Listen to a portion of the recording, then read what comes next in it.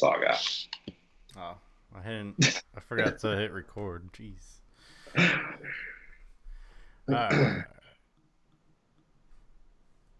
We tried, folks. We tried.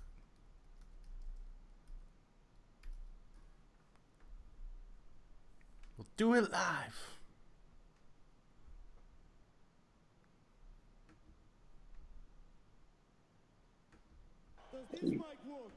What are we doing? What are we doing? You're listening to the only podcast that admits they might know what they're talking about. Sounds like something a guy in a van would tell me. This is We Might Know Sports. I love you. What were my options again? Sorry. Come on. With Cory. I hope everyone has a ball. Kevin. Don't listen to Stefan and his crap rules. And Stefan. Pacers versus the Mavs, which is believe is also tonight. Oh goddamn you, Siri! Stop. I've never once called you and actually wanted to talk. You said Pacers. There's a no-hitter right now, bottom of the seventh. Oh, never mind. No longer a no-hitter. Wow! You know it's bad when Kevin's correcting people on their pronunciation of names. You know you're in trouble. You, sir, are god-awful. That's why we took the damn field. Now, if you want to crown them, then crown their ass. But they are who we thought they were. And we let them off the hook. It's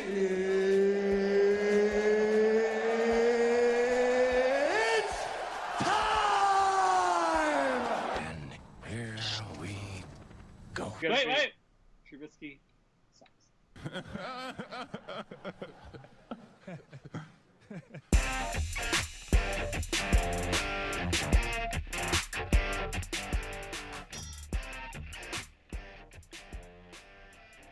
Welcome to another week of We Might Know Sports, episode 138, if that's correct. 138? I don't keep count. Hopefully somebody else is keeping an accurate count. I usually just go off of whatever was the last number.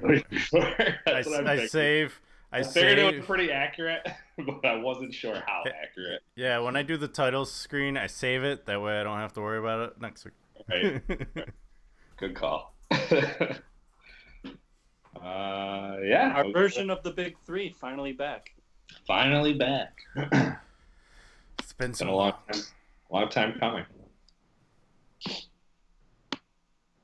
I don't know what it felt like anymore. Missed you guys. I thought it would be awkward, but it feels natural. I mean, you're making it kind of awkward now, but Oh, all right. I think that shirt's making it awkward. But Oh, all right. wow. I think it brings out my beard. it does. Thank you. I don't care if that was a pity compliment. Oh, NFL is back. Full swing. College football. A lot more action going on there. Some of us know college football a little more than others. We'll get to that later. This guy, Jesus. NASCAR. Disappointing end to that season.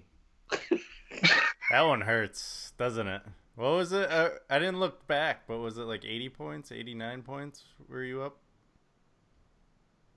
I don't Me? agree with how it's. We'll get into it more, but I'm not going to argue it either because it is what it is. I shouldn't have relinquished my second place hold there. So, but yeah, we got. Well, when we get into it, we can always change it if you really want to do that. I don't care. I don't care either. Is the thing.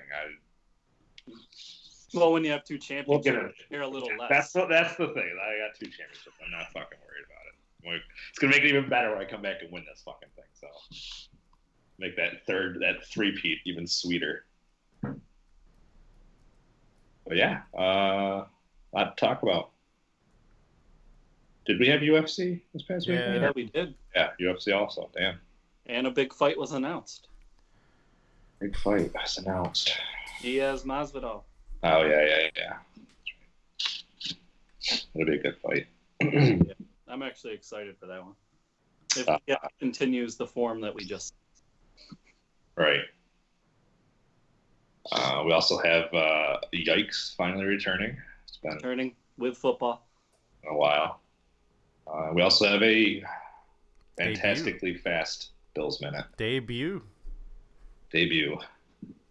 In our first stadium tour, I believe. And first stadium tour that was documented. Yeah. We need to start documenting, boys. I know. I think Stefan and I did back in the day when it was called Safeco, and what one did I do? I did one. I just don't remember. You didn't do Seahawks, right? No, I haven't. Although, Stefan, are you going to a Philly game? I've been to a Philly game. I haven't done. Yeah, but are you going to a Philly game? I'm going to the Bills Philly game. I don't think I'm going to one in Philly this year. I was gonna say if you go for a few days, you gotta set up a tour because I want to see that stadium. I know. I need to. I wanted to go to one this year, but I don't think I'm going to. We'll see. Maybe I'll talk to my buddy Tim into going or something. I figure my next one most likely will be. I'm gonna try to do it this year. It's Carolina. oh, Fun. I was gonna say Nissan Stadium, but you already did that one, so I was like, oh, that's where I got that from. Yeah. No, I'll do. My bad. Planning on going to a Carolina game, but it'll be later in the year. So, but I'll get the tour. Fuck, you can go anytime during the year. It's gonna be fucking great weather for you. So. Right, that's what I mean. I think I'm gonna go closer to December, but. Yeah. Wait till they know they're out of the playoffs and you can get tickets real cheap. Yeah. You know, from time to time, I get these ads on Facebook that you can golf in one of the stadiums. So, like, I've gotten an ad for CenturyLink, and then I've gotten one for T-Mobile. Mm. So I've been thinking about doing it because it's not that bad either. I think it's like $40, but just to say, hey, it looks like it's Top Golf for stadium. I was just gonna tell you, I did Top Golf down in Greenville. Yeah, South Carolina. I saw the pictures. Oh yeah, They that's look right. cool. I did. I always wanted to try one of those. Those look cool. How was it? It was pretty fun. I started off good and then I quickly Did faded. So what really happened? Did you just fire or did Cory get better? Cory definitely got better because he was just literally slicing everything. Like it wasn't like he was just trying to smack it as hard as he could. I don't know what he was doing, but he definitely was just hitting awful. And I'm usually not because I don't like hitting off those fake tees that they have on driving ranges. Yeah. Mm-hmm. I hate hitting off those. I always like pop them up like way higher than I want to. And I don't like hitting off fake turf either. So like I'm not really a fan of like driving ranges like that. Like there's one over on 31 that you can like hit off the grass, and I like that one. Is that the Bear Dome or whatever it is? Isn't that the Golden Bear Dome on 31? I think that's what they call it. There used to be a dome over there. Yeah, I don't know if it's still inflated. Yeah, you know that Hickory, like putt course. Yeah. Yeah, they have a driving range right there also. Oh, okay. Along with the golf course, they have some artificial that you can hit off, and then they also have some real grass that you can hit off. But and then I was doing well, and then we did like a driving one, so I was just trying to blast every one of them, and I got tired as shit. That's what I thought maybe happened. Because I'm not Kevin Galston, he knows I'm not a power swinger, so I'm usually just like kind of just like dink and dunk it down the course. Dink. Yeah. And was Cory a power swinger? He's got some power, yeah. Yeah. When he's hitting it straight. Yeah. But yeah, that shit tired me out, and then I think I just went downhill from there. But it was still fun. I had a good time. We got there at like 9 a.m. Tried to order drinks. They said, no, you can't order till 10. Yeah. So we're like, okay, what do you got for food then? The South is a little more strict with those type of things. Yeah. Did you get drinks at 10 then? Yeah. Dutch. Silly question. I know. You know better. Mm-hmm. I think I had like. I have breaking news. Not to cut you off for NASCAR. No. I don't really have much else to say. It's real NASCAR, not fantasy news. Menard. Is that what we're going to talk about? About what? Menard. Yeah. E. Go ahead. Sorry. So you got to talk about it, or? Are we getting into NASCAR? Or? Sure. Okay. Yeah.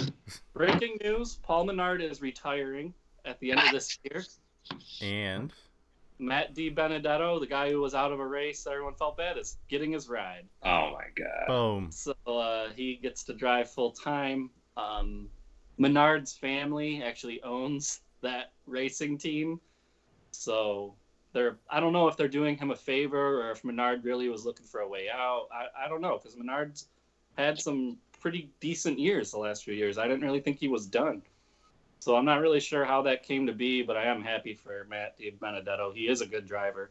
He Right. deserves a car. I was really hoping, like, honestly, the rookies, since we've been paying attention, like, Priest and Hemrick are not good. Like, DiBenedetto should get a car over them. Yeah. Or Bubba Wallace Jr. races for Petty. They have a lot of money, and they put a lot of money behind him, and he doesn't do well. Like, I would take Matt DiBenedetto over Bubba any day. But since he's a Wallace, and the Wallace family has a lot of pull in NASCAR, it's probably not going to happen. But anyways, that was the breaking NASCAR news. Fantasy-wise, are we jumping right into it? Do you want to get into it right now? Might as well. Yeah. Last race was Indy. Kevin Harvick won it. He won 2 out of the 3 stages. He kind of dominated Indy. Then I had Paul Menard, speaking of. He finished with 27 points. Kevin had Ty Dillon, who finished with 24. Stefan had Matt DiBenedetto, who finished with 19. We were all kind of similar. But just that 5-point difference was enough to give Kevin the tie for second or third, however you want to call it. It's second. Don't get that one wrong.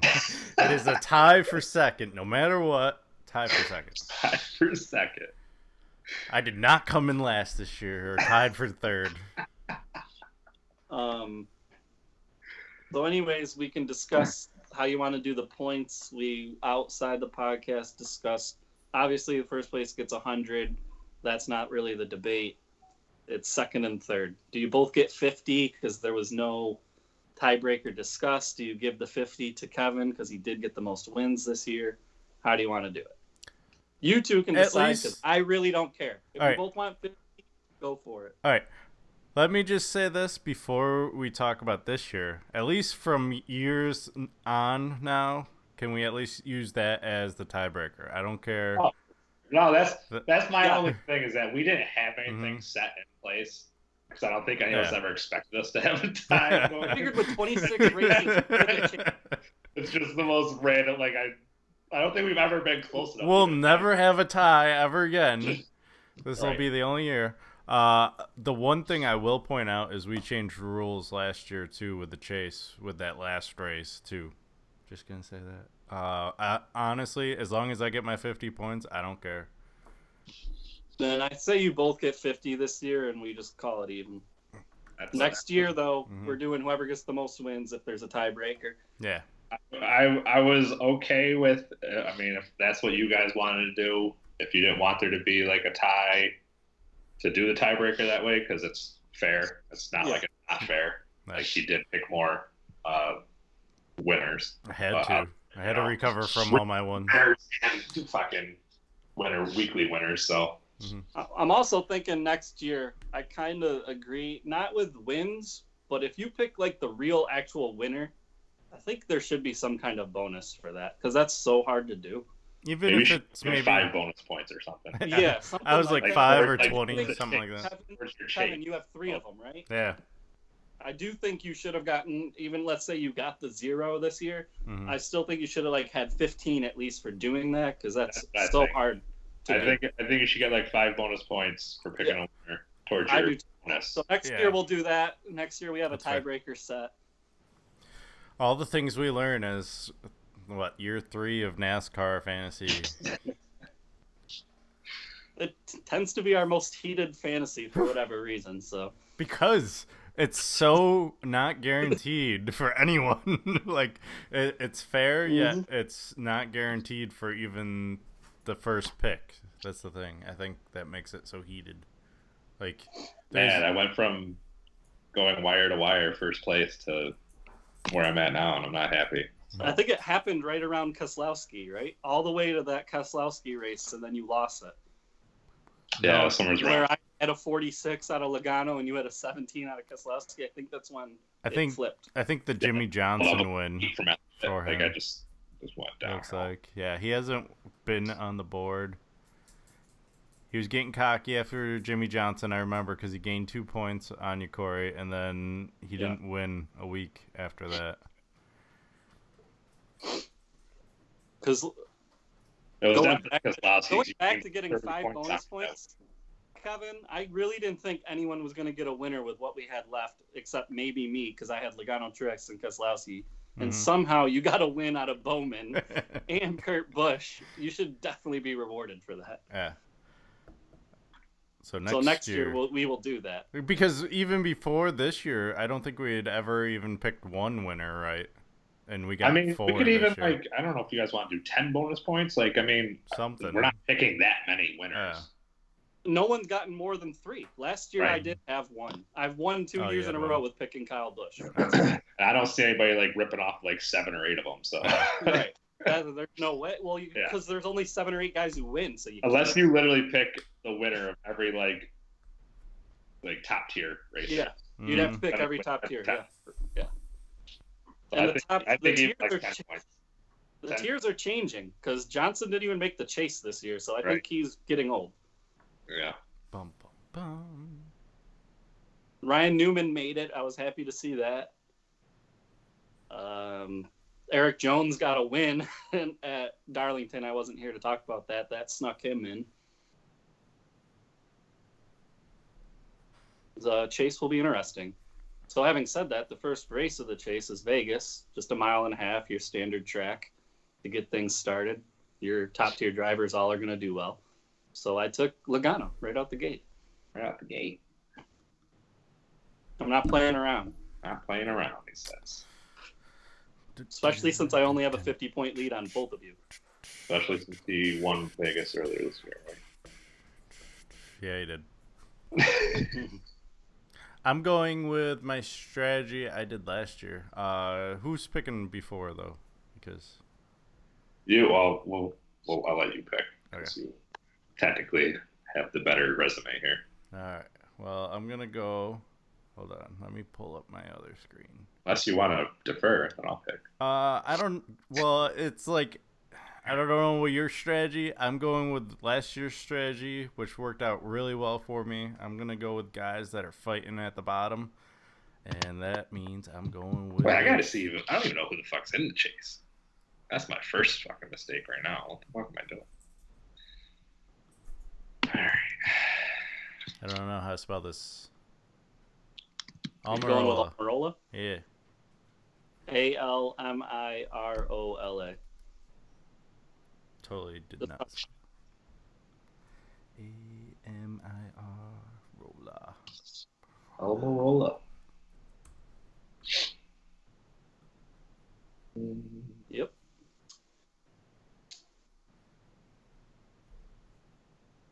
Worked out well for me last year.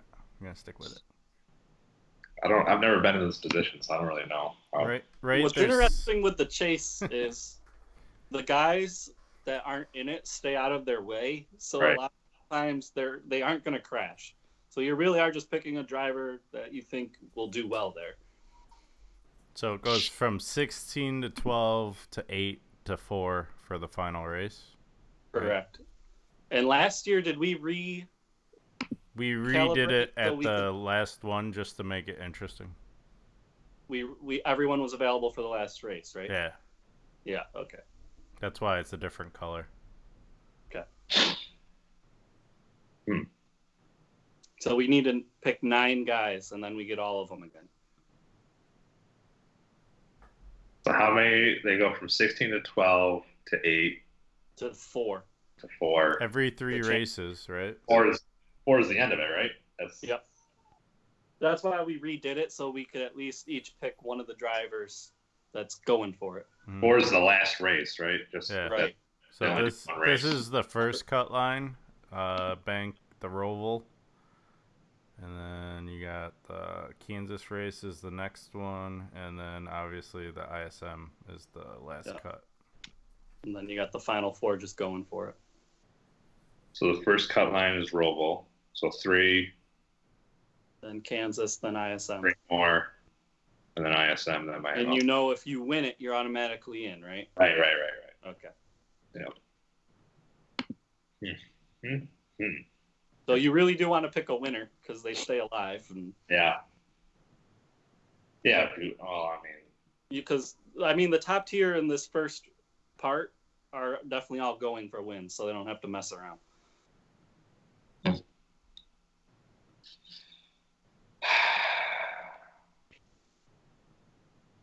tough. Never had to put this much thought into it before. Welcome to our world. Usually I'm just like, just throw out some name and see what he does. Maybe you should continue that strategy because it worked up until Chicago. I will go with who I originally was going to go with. I'm not going to jump on Kevin's strategy. It's fine. Are you going with Truex? I'm going with Truex. Going That's big who I think's going to win Vegas. Damn it. You thought that last year, so, or Yeah. last time they were at Vegas, so.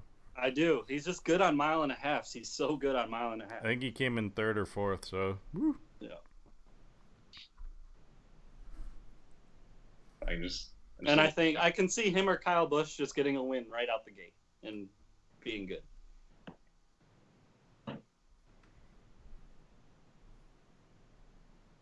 Although Harvick's been hot as of late. Sticking with it. Good. If anybody else wants to change up, they can change up. I'm staying. Good. All right, moving on to question of the week from last week. Bum, bum, bum. Do you like pumpkin spice? The answers were yes or gross. Not even a no, just gross. Actually, that was, yeah, there it is. Found it. I forgot. I did a quick one on Thursday night for the return of NFL. So, yeah. Do we have results from that? Yeah, I'm disappointed in a lot of these people. A lot of gross out there? 7 grosses, 5 yeses. What? I don't Cory even did. think Cory voted. Did vote. He didn't vote. He likes pumpkin spice, though. He didn't vote? Oh, he didn't vote. No. I was on He had a busy week. Yeah. Leave the mail I was leaving him alone. You're Leave the the mail out. Leave the mail out. All right. 7 grosses. Wow. That baffles me. I think people are just kind of getting over pumpkin spice, honestly. I could never get over. I couldn't either. But I feel like it's just such a saturated market right now. Like they just do pumpkin spice everything. I love pumpkin spice. That I think people are probably just starting to get sick of it. Give me pumpkin spice pickles. I'll fucking eat them. Just saying. All right. Moving on to this week's question of the week. Do the Patriots make their 9th straight AFC championship game or not? Cory, have you voted yet? No, but you can put me in as a yes. Put him in as a yes. All right. So that would make it 4-1 right now. The one no, a Buffalo Bills fan. So Of course. doesn't count. Of course it is. Is it a Bills fan that I know? Yes. Of course. That limits it down to 2. I'm just going to give you a hint. His name begins with an S. Wow. He's the more realistic one out of the two of them, too, and that's surprising.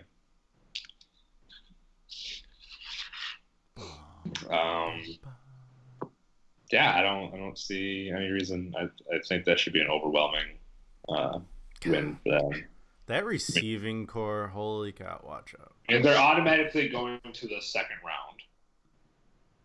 Which we shared earlier this week, or 2 weeks ago, one of the two.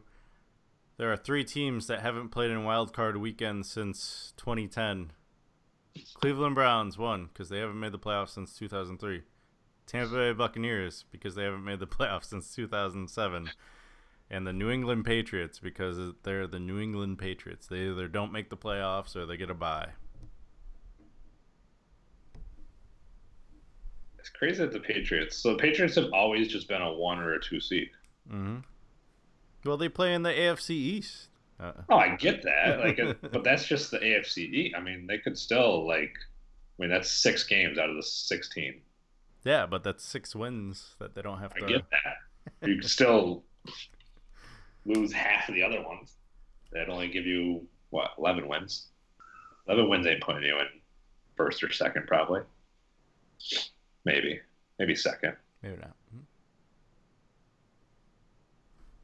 But I mean, they usually stumble against one team in the AFC East, one random game that they should win. Mm-hmm. I mean, that's a hell of a feat to not having played in a wild card game in that long. Yeah. I mean, even the Bills now have played in a wild card weekend this decade. Yeah. I told Gary it'd be another 20 years before they do it again. That sparked a good fight. I got nowhere to go on my end with that. I see you're wearing a Chargers shirt. That's probably a good move. What are you talking about? You've always been a diehard Chargers fan. Yeah, diehard Chargers. Diehard. Don't look at my football over there. Joe Dirt. That's why everyone needs a secondary team. I don't even know who my secondary team is now. Well, yeah. Now you're jumping off that wagon real I'm quick. definitely way off that wagon. I was ready to be on it. Ready to be on it again. But I'm off it. Not a fan of Minshew, huh? I don't know who the fuck he is, so no. He didn't look bad. He didn't. I looked at his stats. His stats didn't look too bad. Who wants to put money on that Matt picks him up? I'm sure. I gotta thought wake about up doing at it 4 just in the to morning make so I fun. can pick up everybody before Matt does. Yeah, that's the thing. I'm like, I was talking to one of my customers at Starbucks today, and I go, I got 0 points out of my tight end, and he's like, oh, you got to pick up this guy. I can't even remember. I think it was the Detroit Lions guy or something, and I was like, oh, he's probably already picked up.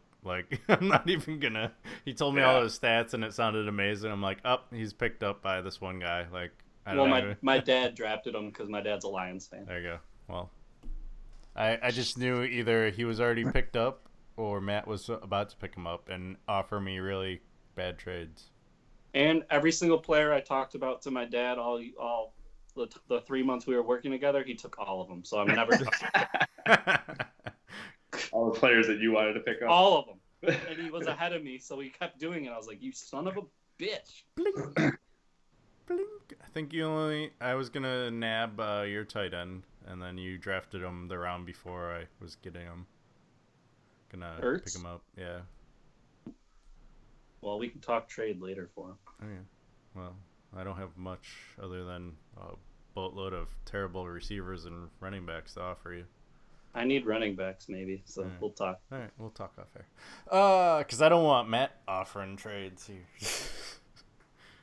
Why? He offered a good one for Mark. I just don't want him to know what I'm willing to give up. Oh, true. We want to talk about college football first, then we'll get into some NFL. Yeah. Or do you want to just get right into the NFL? I mean, I really don't care. It's up to you. We can quick go over some college football. Let's do college real quick. Yeah. Quick and easy. Corey, I know you didn't want to pick Clemson, Syracuse, but I'm doing Syracuse all year. So. Clearly. Why don't you start doing North Carolina, man? They're 2-0 with Mac Brown as their coach. You know, I thought about it for this game. They're playing. Forgot who they're playing. But that was a big win for them beating Miami. Yeah. I know this college football expert, not Joe, so I'm not joking, that said that he thought North Carolina would actually be good because they got Army's head coach transferred there to be their defensive coordinator, and I guess Army had a top 5 defense last year. Mhm. And he goes, "Watch out for North Carolina; they're actually going to be something." And so far, so good. I think everyone just had questions on their offense. They didn't know how they were going to come with their new quarterback system, and He said that Mac Brown is old and outdated, but he did really good hires with his offensive coordinator and defensive coordinator. yeah, So he's really just there to be a figure and make people come to the games. recruit. But those two guys are doing Yeah. all the work. So North Carolina will probably be coming up in one of these games. Right now, it's really hard to find games to pick where there'd be I know I'm differences. kind of mad that I picked all the same as Joe, but I'm not really catching up to Joe. I need to catch. You know, he didn't pick up the same as Stefan, who is leading after 2 weeks with an 8-2 record. Yeah. Only one he got wrong last week was Nebraska. Colorado screwed him over there. And Colorado needed a last-second drive to win that, didn't they? Yeah. We said on air that was going to be a 50-50 game anyway, so it turned out really true. Stefan and I were wondering about Stanford USC. I talked Stefan into staying with his original pick, and that backfired on me. I was close to switching it. Yep.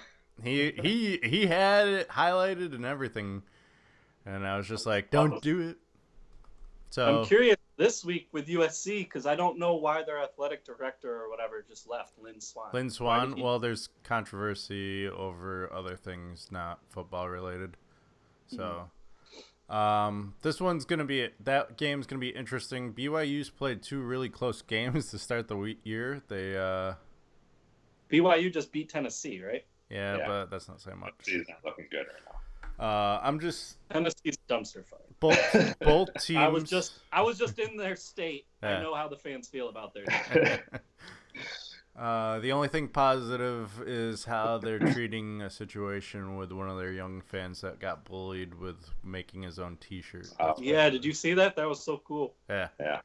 So I think the site still crashed if you try to order it from the website. So Best thing out of Tennessee is Alvin Kamara. He played for Tennessee? Yeah. did he?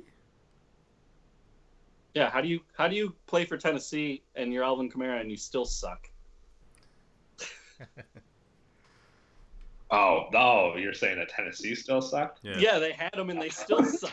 I was trying to think. I was like, you saying Alvin Kamara sucks? Like, I was really confused for a I second. don't know how you have that weapon and you still suck. I'm pretty sure Arian Foster's out of Tennessee as well. I mean, do you really think Alvin Kamara was? I mean, Alvin Kamara wasn't Alvin Kamara, probably at Tennessee, and they probably didn't use him the way that the Saints use him. So let's see here. College statistics. He played 2 years for Tennessee. A total of 24 games, about 100 attempts a season. He only got 1,200, almost 1,300 yards in the 2 seasons. 16 touchdowns. Receiving wise, 683 yards, 7 touchdowns. Is this totals or per year? That's just totals. So 2 Not years. really that good. But Sean Payton saw something. Why he's a genius.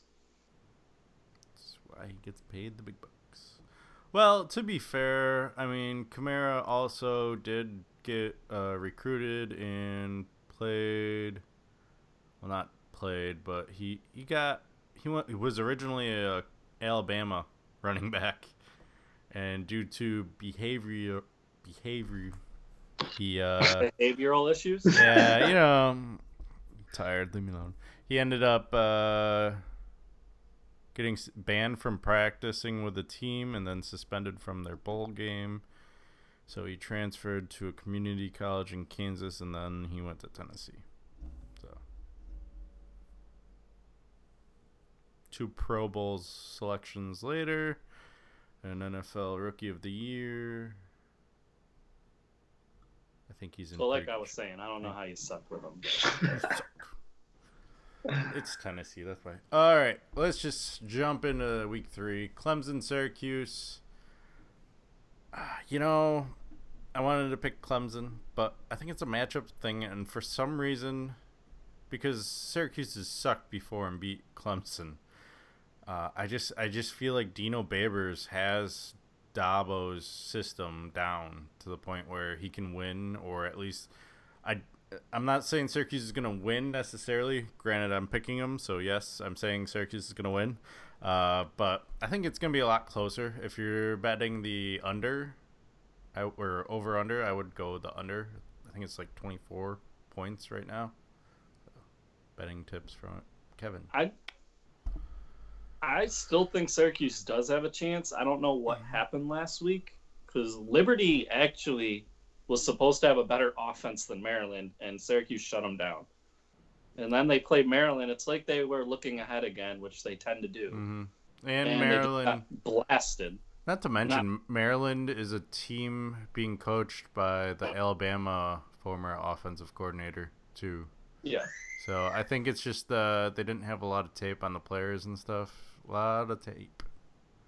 Pretty much. Iowa State, Iowa. Iowa's predicted by ESPN 57.7%. Yeah, 3 of us are going with Iowa State. Stefan's sticking with Iowa. I have to go Iowa State. Marvin I Lewis. feel like you guys like have not caught on yet. Like when I am like, I've only missed one where I was the only one picking the team. Well, so you guys should probably like catch on to this. And I mean, technically, you've only missed 2, so.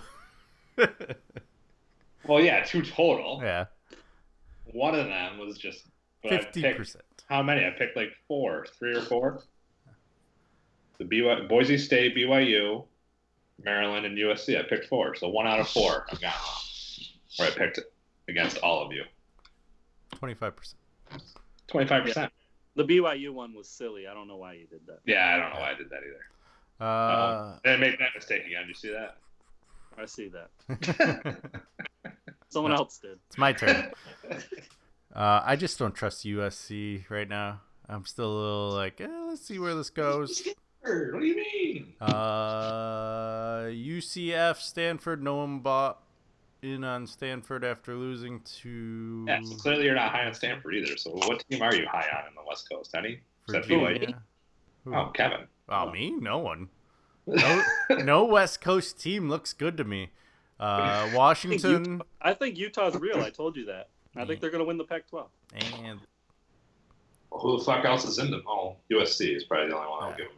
Washington just lost to Cal. State. Washington. You got Washington State. You got Oregon. UCLA, no.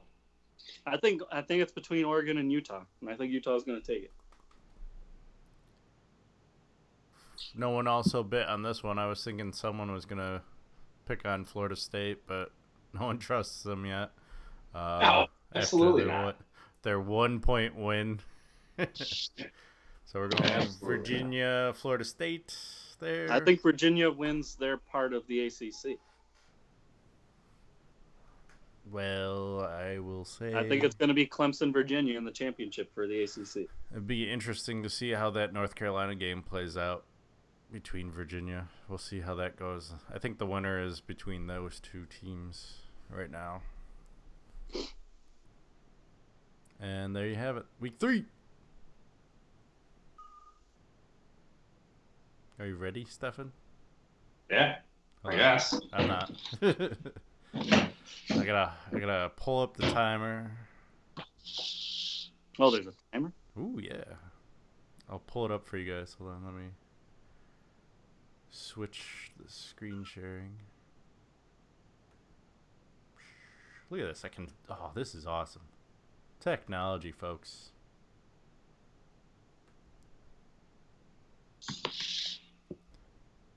Oh, yeah. I'm digging it. All right. Well, we'll just lead in right now with the first official Bills Minute. Are you ready, Stefan? It's ready as I'll ever be. All right. Stefan's Bills Minute starts in. Is it going? There it is. Oh, wait. Oh, it's countdown to the countdown. There you go. So, the Buffalo Bills. What can we say about them? They played the Jets this week, another stellar team in the NFC East. Great competition for them. Josh Allen looked like absolute garbage for 3 quarters. Then, of course, pulls something out of his ass and makes everybody Bill leave as usual. So now everybody is all up on the hype train of Josh Allen being this great quarterback again. Devin Singletary actually looked halfway decent, 4 carries for 70 yards. I'd say that's pretty solid. So probably a smart idea to get rid of McCoy. Other than that, though, the Bills just looked like the Bills. I didn't even think they were going to win. Josh Allen turns the ball over too much. Just not as accurate as he needs to be. And I don't see them. I could honestly see them losing to the Giants this weekend. There's your Bills minute. Well done. Well done. I like that you were really calm and poised, not worrying about the time. No, not at all. It's nice to actually be able to see it, though. So I'm able to gauge, when I need to fucking start wrapping it up. Thought that would help. So, staying with the Bills real quick, I got a follow-up. Are the Jets really the worst team? Are the Dolphins worse than the Jets? No, the Dolphins are worse. Dolphins are worse. I think the Jets were better until what's-his-face got hurt in the second half. Why am I drawing a blank on his name? Their defensive guy there. It'll never come to me, so I'm not even going to try. Not the safety, right? I'm wiping. Whoop. It wasn't Jamal Adams. I don't know who it was. Anyway, moving on. I think the Dolphins are just trash, and I sent you that ESPN thing where they were saying all the a lot of players were requesting trades. Was it C.J. Mosley? Mosley. There you go. Yeah. Boom. Oh yeah, he got an interception for a touchdown too in that game. Yeah. And then he got hurt, and that's when the Bills started to come back. Mosley always gets hurt. He's so good when he's healthy, but. Mm-hmm.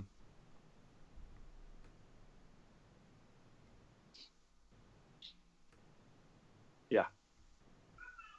Dolphins suck. Dolphins suck. You can't let people put video game numbers up on you. God. Especially in the first half of Jesus. He had 4 touchdowns in the first. Lamar Jackson had 4 touchdowns in the first half. Mm-hmm. I sat there and I saw the score. And I was like, "Well, how much is this the defense in Miami just sucking?" And then I saw Lamar at that point. I texted you guys. He was 9 for 9 and 200 and something yards with 4 touchdowns. And I was just like, what is going on? He ended up getting, he's the youngest quarterback with the perfect QBR. Only 2 quarterbacks had a perfect QBR this week. Who was the other? Dak. Yeah, there you go.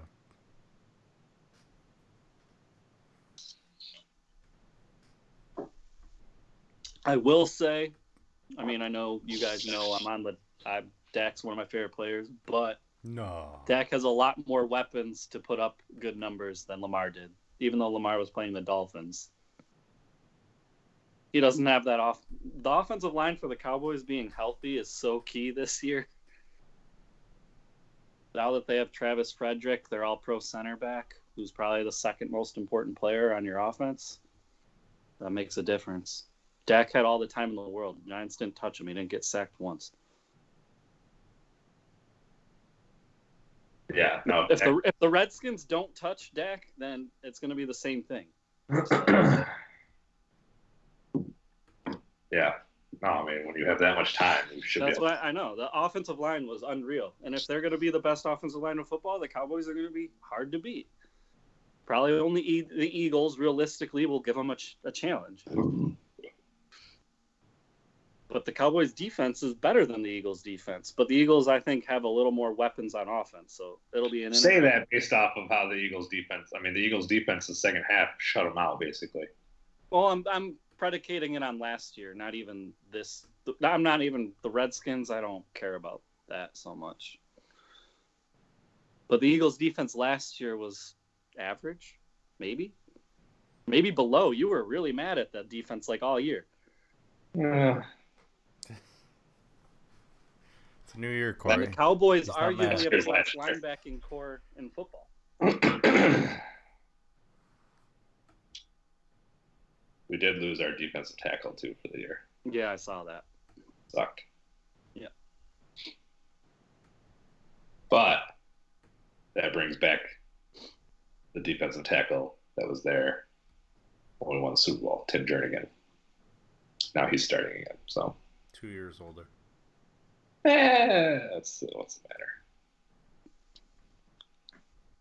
So how'd we do first week picking games?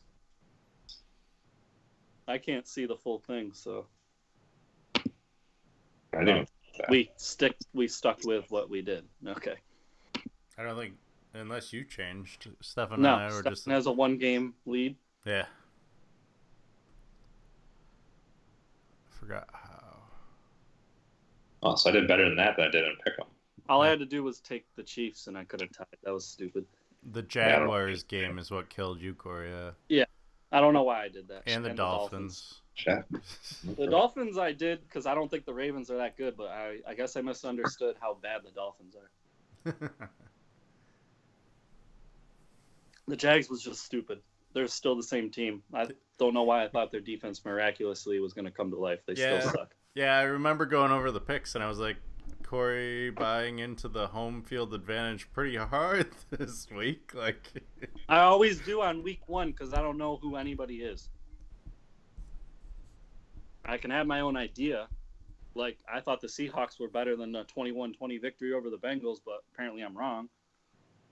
that's just how the Seahawks always seem to play. They always seem to they play to their opponent, it seems like. Like, I don't know who they play next week. Who do they got next week? Yeah, but it's more, I can't I believe feel like they- the Lions-Cardinals shouldn't even count. It should just be a wash. You can pick a Everyone- tie if you want to. That's how Yeah. I thought. I don't know how the Seahawks defense allows someone to get 158 yards and 2 touchdowns, so that's just not normal Seahawks football. Yeah. Unless Zach Taylor really is a quarterback genius and just unlocked Andy Dalton, but I'm not believing it. Andy Dalton's not that bad. Well, yeah, when you got Winston on your team, it's easy to say, right? Yeah.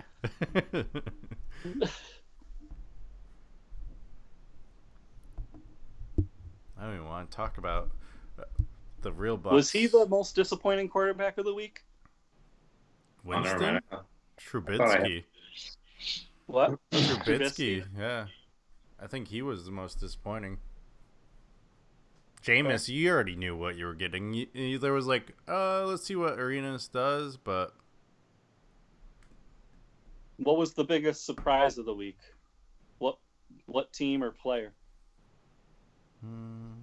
does it have to be positive or can it be negative? It can be negative. I'm going with the Browns then. Okay. I was going to take the opposite and go with, I guess I'm more impressed that the Titans could hold them to 13. I know their defense has always been okay. Yeah. It's definitely better than okay. I think the Browns is like proof that you can sign as many like studs as you want to. They still need to play together. We knew that with the Eagles a few years ago, right, Stefan? Guess what? Dream Team's back now. I'm calling it Dream Team again. I think also Why what do you think you have the dream team in your own division? I think what the real surprise was the Cardinals because they were down like 27 to 7. They shocked me. And I then- think the Lions are a 50-50 team this year, and I think Kyler Murray went 20 for 24 and over 200 yards just in the fourth quarter. So I'm gonna throw another dart out there. The Raiders actually doing well against a supposed top 5 defense with the Broncos. If that's real and that's how Derek Carr is gonna play all year, John Gruden's gonna look like a genius because he put all his chips on Derek Carr by getting rid of all the other players. Amari Cooper gone, Khalil Mack gone. He needs Derek Carr to be good. Otherwise, he's in trouble. It's not like Derek Carr put up like stud numbers. He didn't. He did, but he didn't. He was accurate. He only had a few incompletions. Yeah. If he's accurate and he was getting the ball out, they were doing, that timer, like within point some odd seconds. He was getting out so fast, like it was so easy for him to read defenses. If that's how it's going to be, I don't know. Against the top defense, I was impressed. I guess when you play a better team offensively, I mean, he's going to have to go against the defense and actually try to outscore probably a better team. The Broncos offensively were bad. I mean, even really Flacco didn't play that bad. 21 of 31, 268, and a touchdown. It was their running, though. Phillip Lindsay or Royce Freeman, look at what they did. Yeah, 56 and 43. They were bad. So is that the Raiders got Vontez Burfict? How many tackles did he get? He looked like a stud out there. Not that many. 6 tackles. All right. Well, it just seemed like the Raiders' defense was way better than last year. And they got Jonathan Abram. The rookie safety was all over the place. Another player I told my dad to draft. Fucking idiot me.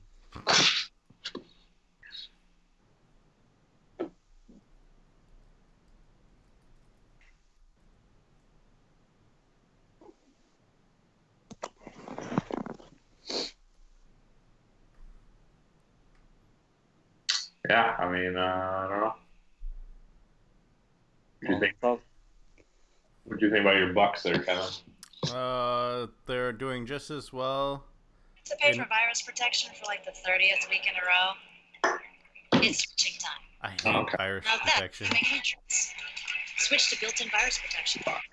Switch to Chromebook. I didn't want to know about virus protection. Free ads, jeez. That gets us pulled from YouTube. I swear. Yeah. I mean, God damn it. What can I say about the Bucks? I'm trying to think. That was a terrible game to watch. I will say that. Both teams couldn't hold on to the ball. And the 49ers won because they had a better defense, basically. Yeah. Winston, just as terrible as usual. No surprise there. So I'm glad he got injured in my Week 1 Madden franchise with you, Stefan. Oh, don't forget, I gotta ask you about something that I might have to adjust in the franchise mode. And yeah, so the Bucks go in on a short week to Carolina. Should be fun. Woo! Super Bowl bound Carolina, yeah, you're in trouble. I'm making nachos. Chicken nachos. I'm actually going to watch Thursday's game because, this weekend is probably my last weekend of really watching football live. Your last weekend of watching football live? So you got to start working. My last weekend that I know for sure that I can watch football because, Right. When I start my BMW job, I don't know. My schedule's going to be whack. It's going to be like you, 10 out of 11 days or something. It's a hard not life.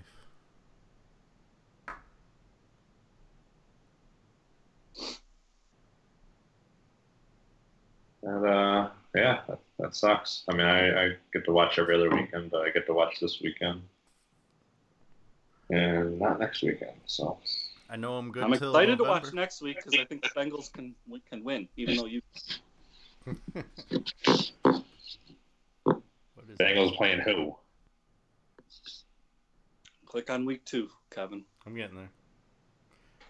They're playing someone they can beat, even though you don't think so. The Niners. The Niners.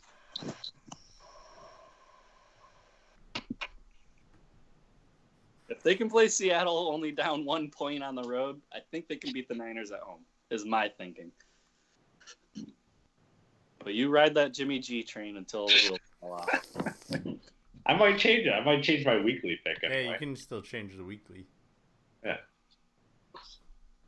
I haven't even looked at the weekly yet. I did my pick on it, though. I think the only thing I changed was my original predictions were the Rams beating the Saints and Bears beating the Broncos and Falcons, for whatever reason, beating the Eagles, and I'm off all of that. Kevin's still on the Falcons train. Yeah. One game. Falcons and the Browns. So yeah, last week were disappointing to me. One game. I'm off the Browns train though. Tell you guys. The only thing that's gonna happen, which I already know will happen, Julio Jones will have like 200 yards and probably like 2 touchdowns. No big deal, because Deshaun Jackson will match that with like 198 and 2 touchdowns. That was amazing. The connection with Wentz right out the gate. But we saw that with Fitzpatrick last year with the Bucks. So I was really excited to see what was going to happen with that, because I don't think Wentz has had like that deep threat. I can't believe at like 33 years old, bless me, or however old he is, he still has that speed. 32, I think. 32. But yeah, you see, they clocked him as like the 3rd fastest player this weekend. Yeah, I saw Kamara was 2nd, but someone beat. No, it wasn't even Kamara. Oh, I thought he had a 21.4 or something. No, it was Saquon Barkley, then it was some other person. Oh. I can't remember who it was. Did you know last year Leonard Fournette was the fastest player? Yeah, was he really? Yeah. Got clocked at 21.8. He also had his first NFL fumble this past week. Who? Fournette, yeah. Mm-hmm. He was running well until Foles went down, and then they knew what to do. Right. Yeah. But yeah, no, Deshaun Jackson's just still fucking tearing people up. It's crazy. Apparently, John Ross isn't that slow either after having the fastest 40 time. Huh? Think anybody's going to pick him up? I'm not. I already have Tyler Boyd. Matt asked me. I go, I'm not going to pick up 2 Bengals receivers. That's right. That's a death trap. Yeah. I honestly think it's flukish because when AJ Green comes back in 3 weeks, John Ross becomes irrelevant. Yeah. So I'm not. If you're trying to get like 3 wins. I don't need him. I don't need him, he said. Okay. Did you see what DeAndre Hopkins did last night? I don't need him. Oh, okay. Who's your other wide receivers? I have Tyler Boyd, who had more targets than Ross. He just didn't have the yardage. Okay. And I played Sterling Shepard, which was a mistake. I'm going to switch to my rookie DK Metcalf for Seattle because he was a stud. Actually, I got no other targets there, so he's got to be a stud. So I'm good on receiver. It's running backs I'm worried about. Todd Gurley's timeshare now is hurting me. And Philip Lindsay looked not good. That's why I said to Kevin, I would be willing to trade Ertz for a running back because we need help. My running backs looked halfway decent this weekend. Your running backs looked very good. And I told you had the best quarterbacks going in, and you and I had the best quarterbacks this week. Yeah. I thought I was going to beat you because I was like, Carr just needs like a 20 and I'll beat Stefan. Of course, he gets a 16. I thought Wentz had thrown another touchdown, but it was like a running play to Alshon Jeffrey. Because I told you, and it rings true if you go back in our history of our fantasy league, whoever has the best quarterbacks doesn't necessarily win it, but at least gets a shot at the championship. Yeah. It seems like every year, and I do think you have the best quarterbacks. I just want to be close to you, and I wanted to see where I was at, and now I'm okay. I'm comfortable. I don't think Sean has the best quarterbacks. Ben I'll give you credit on that. You said Ben Roethlisberger and Smith Schuster.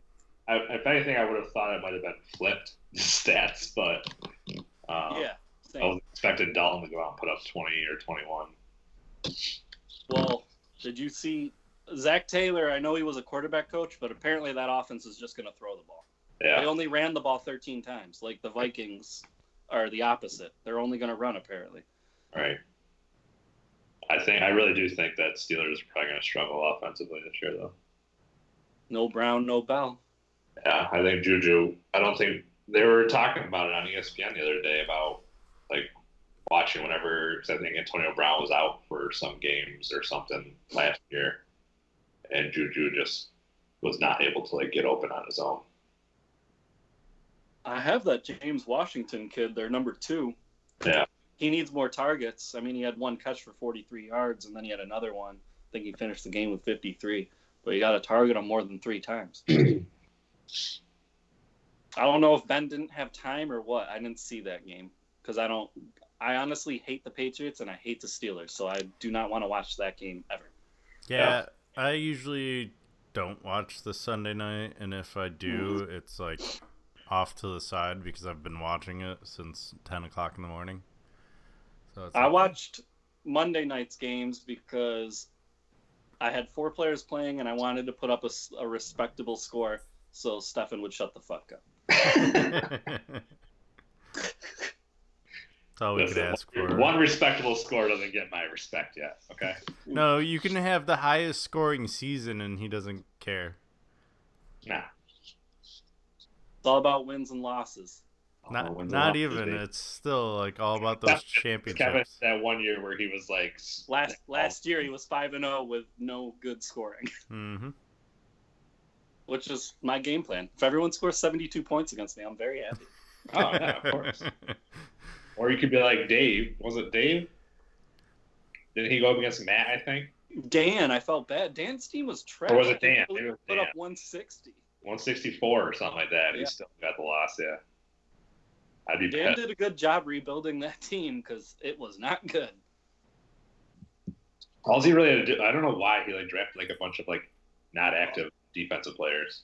Well, all he did was draft Patriots, and it worked out week 1. His only problem is when they have a bad week, he's done. Right.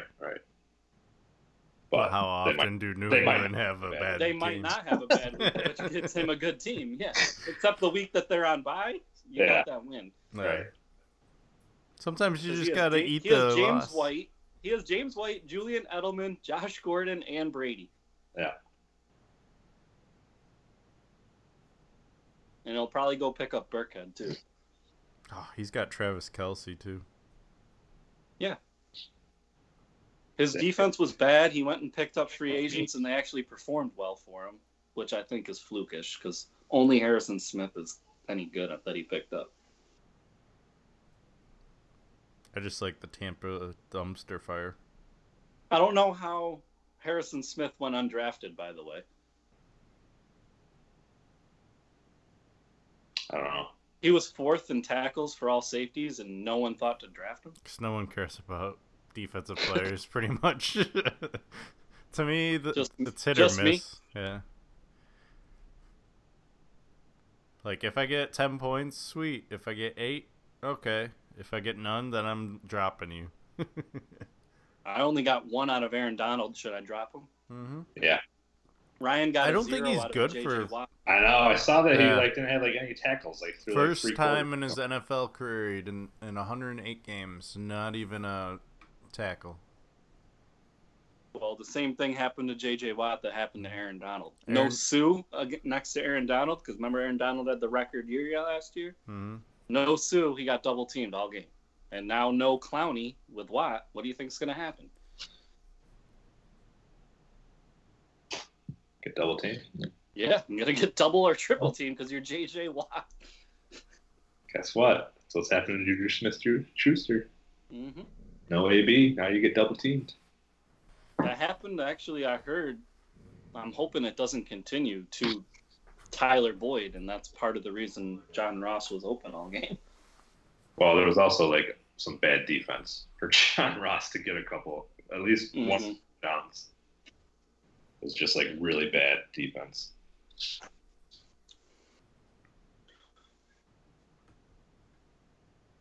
I don't know. I'm excited for the season. I don't know about you guys. I am too. It felt like a fucking holiday on Sunday. Yep. Excited for both my fantasy teams won. My other fantasy team, the one that Oh my God, your money league? You my big money league that I suck at, I had the second highest score. Wow. Super excited. See how long that lasts for, though. I think I play the guy that had the highest score this week now. So I do. I play Matt this week. Matt's not going to put up 180. Yeah. No, I know. Actually, I'm happy I only put up 140 because I put up 140 points and I only had one player besides my quarterback score a touchdown. I looked at both your guys' teams. You both had 3 players score touchdowns, other than your quarterbacks. Yeah. Mm-hmm. So I know I had a bad week, and I still put up 140. So I'm hoping Matt, there's no way he continues to be ridiculous. Mm-hmm. My team should come to life a little bit, and I should hopefully get the dub. We'll see. I'm playing Cory apparently again this week, since I don't play him in actual fantasy football this week or this year. I play Cory's dad. Mm. There you go. Since he took all the players Cory, it's like playing Cory again. Yeah, it's basically playing Cory. I wish I had Patrick Mahomes. Fuck. He's questionable. The guy. Oh wait, didn't your dad had Oh, Patrick Mahomes and Sammy Watkins, right? yes. Yeah, the guy in my other league that scored the most points had Patrick Mahomes and Sammy Watkins. I'm pretty sure. Does my dad have Tyreek? Yeah, my dad has Tyreek Hill and Julio Jones as well. Tyreek is out for the game, and Julio Tyreek's is out for a questionable. while. They don't want to Yeah. say what's wrong, but it's something. Julio is questionable, so that's interesting. But at least with Julio, I have the quarterback, so I'll still be getting points too. So. Oh, there you go. I love that. Go ahead, have your player get a touchdown. I get a That's touchdown why. too. That's why I'm not scared, Stefan. Go ahead, Watson. Throw away. Hopkins will get every touchdown. I'm good with it. Mm-hmm. Okay, I'm still gonna get more points. Mm. It's one player that you're using to I have a whole team that's just scoring points all over the place. Nah, when you play me, Wentz is only going to throw to Ertz too. No, that won't happen. He threw it like once all game. Yeah. Actually, he had the second most targets on the team, but okay. In the first half, though, Ertz was mad. Yeah, he wasn't good. The second half, he heated up. Mm-hmm. Go get a Waller, Kevin. Go get Darren Waller. Darren Waller. You didn't watch Hard Knocks? No. Oh. I heard it was trash, so I skipped this year. Oh, I loved this year. Everyone was saying in the Hard Knocks that Darren Waller's the best player on the team. It doesn't matter if Antonio Brown's gone. And then he comes out against the Broncos defense, and he's the tight end. He had 7 catches for 70 yards. He is really good. Wait, can I ask you a question? Why did you think that if you got 20 points with Derek Carr, you were going to catch me in points? Well, I was going to be close because you had 61, right? I ended up with 170. You ended up with 141. I was talking about your quarterbacks. Oh. I wanted to beat your quarterback. Quarterback. Gotcha. Yeah. Hey, So I think you had 6. I needed 21, from Derek Carr to catch you. I get what you're saying. Yeah, because I was saying you have the best quarterback. So I know to beat your team, I need to match that. I need quarterbacks that can match you to actually have a chance. And I was happy that I wasn't that far off. I'm surprised. Everybody put up pretty good scores this week, except for Mark and Ryan. Yeah, but you were talking about that, and then I looked at last year, and I was like, oh yeah, week 1, 2 people put up 200. So Yeah. It happens week 1. Right. We're going to know, that's why I said to you, we're going to know week 2, week 3, pretty much after week 3, who's real and who's not. Yeah. oh crap. If someone can get through their division undefeated, then they're probably decent. If I can get through Gary and Sean, which I should be able to get through Gary, okay. You should get through Gary. He doesn't have this year. He doesn't like his team. He's already trying to get a new quarterback. Now he doesn't have Foles either. Now he's really fucked. Yeah. His team wasn't that great. Ooh, no offense to Trubisky. Gary. Sorry, Gary. Yeah. Your team wasn't. I feel like you gotta have a good, solid second quarterback in this league to have any chance. You do. And he's got Trubisky and Foles. That's why I was also happy to see Jacoby Brissett actually play well. That's why I pretty much, especially with having Wentz in the 11th, I just automatically draft another stud quarterback to go with him. I know that always gives you As long as Wentz, which he obviously hasn't been able to, stays healthy, then I'm usually pretty solid all year. Right. Well, we'll see how I do on the waiver. So I'm pretty far down, so probably won't get him. I do have a backup strategy. So we'll see. I went for who'd you go for? I'm not gonna say. We'll find out tomorrow. Right now, If you went for Darren Waller, I did too, but not on my first one, so don't worry about it. You'll probably get him if you went for him. Well, I'm not on my first one either, so.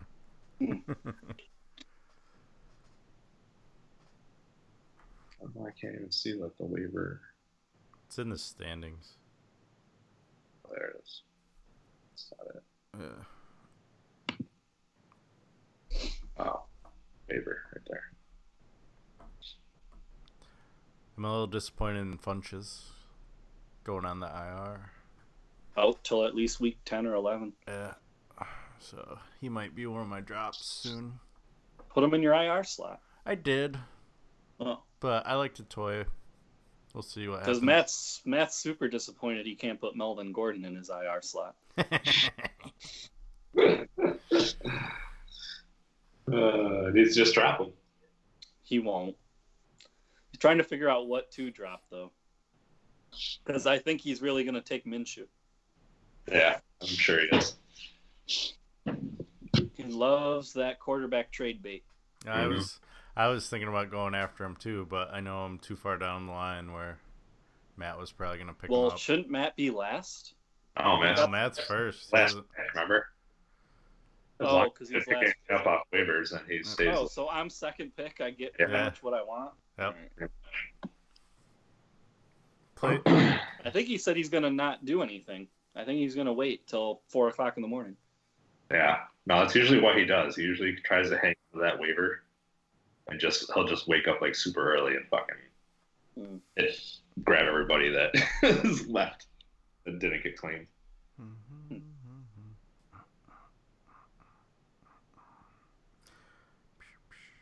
All right, good. Then I'm happy with my pending pick. That means I'll get him.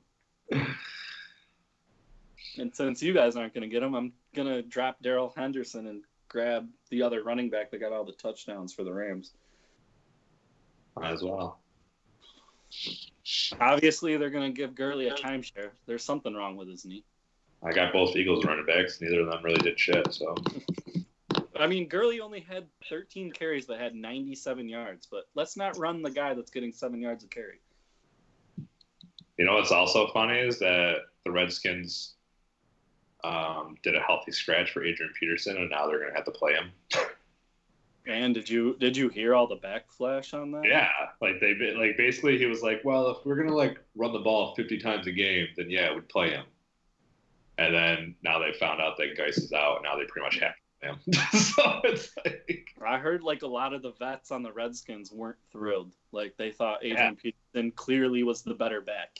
No, it's shitty. I mean, yeah. Dude led the team in rushing last year. He had 1,000 yards rushing. Yeah. Why would you not play him? Even if you did a timeshare, even if you split carries with him and Geis. Mm-hmm. They feel Geis is a younger him, and he's just not. Oh. You don't get an Adrian Peterson like Tom Brady being good old. I mean, Adrian Peterson apparently is going to be that. So, and Larry Fitzgerald, 113 yards yet on Sunday. Yeah. How old is that dude? To get 113 yards is crazy. I don't know. It's fucking old, though. No, I think he has a son my age. All right, I got to pee. I got to take a pee break. Speaking of age, I found this fact funny. Tom Brady is the first player to ever face off against a father and a son in his playing career. Who? It was an Oakland or Pittsburgh player, defensive lineman. Let's do a quick Google search here. Brady first player to face father and son. Devin Bush Sr. and now is it Devin Bush Jr. I don't know. Yeah, Devin Bush Jr. So senior play that was on plays for junior plays for Pittsburgh. And senior played for Oakland, right? Yeah, and apparently the Browns. I remember Devin Bush, Yeah. senior. So, shout out to Tom Brady. Ageless wonder. Yeah, but Drew Brees is not ageless. Sorry, Stefan. I mean, he's getting the job done. He just can't throw the ball down the field. That's what I'm saying. I was looking at last year, and he said there was no drop-off. Last 5 games of last season, he only had 5 interceptions last year. Remember Stefan pointed that out? Mm-hmm. 4 of them were in the last 5 games. And then what did he do the first game of this season? He threw another interception. In the red zone. He's slowly declining. I get that Drew Brees' decline, even at 70%, Drew Brees is better than a lot of quarterbacks. But he's declining. He really is declining, whether anyone wants to admit it or not. So is Brady. But Belichick, disguises it. By surrounding him With insane talent and letting him just do short, quick passes. Uh-huh. Drew Brees, they try to throw down the field and he just can't do it. It's just not going to happen anymore, which is fine because Michael Thomas creates separation underneath. But there is a decline in both of them. Mm-hmm. That's why, if you ask me, I wouldn't say either one are the best quarterback right now. I don't know who is, but it's not them. No. I mean, as of... Probably Mahomes right now, honestly. Yeah, Mahomes is already on pace to break every passing record if he... Yeah. So... I think Watson has a lot of potential. He's just got to stay upright. He got sacked 6 times again after they vamped that offensive line.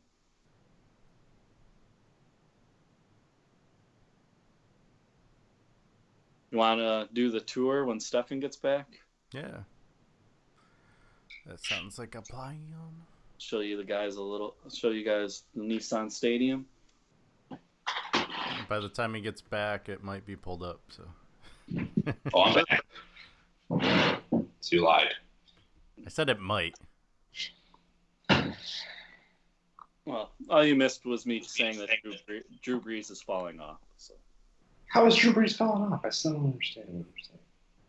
He's not throwing the ball down the field anymore. They're just disguising it like they are with Tom Brady. They are declining, whether you want to admit it or not. They're declining. Sure. Like I was telling Kevin, you said he only had 5 interceptions and 32 touchdowns, right? Mm-hmm.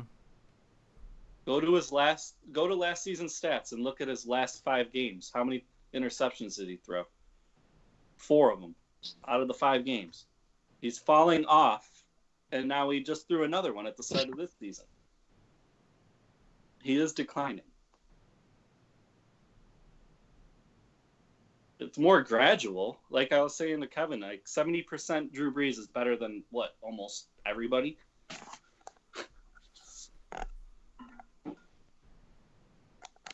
Yeah. I'm just comparing him to himself, not to everybody else. That's all. A declining Drew Brees, yes, is better than a lot of people. But he's still declining. He's not prime anymore, for sure.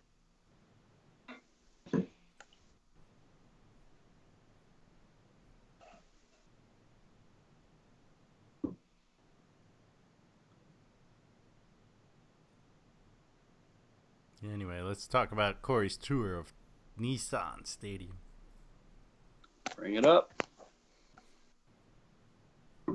Are you clicking on the pictures as we go? This is how it's gonna be. Otherwise, my computer's gonna die. Okay. So in the first picture, it's hard to see. It's really just a picture of Nissan Stadium, the outside of it. The only interesting thing about the outside is originally when the stadium was made, every gate was just main gate, Gate 1, Gate 2. Then they got the sponsorship from Nissan, and they actually take the model car from like 2019 and put it at the gate, and now Gate 1 is now like the Rogue, Nissan Rogue gate, and there's a Rogue up top there above the gate. 2019 Rogue, 2019 Nissan Titan gate at the top of that gate. So that's pretty cool. They used to keep the keys in the cars. The guy told the story. They used to do that. There was a drunk fan who found out that they did that and tried to drive the car off the top of the gate. Sounds right. Luckily, the cars are chained down with like 13 straps, so you could never do it, but he tried.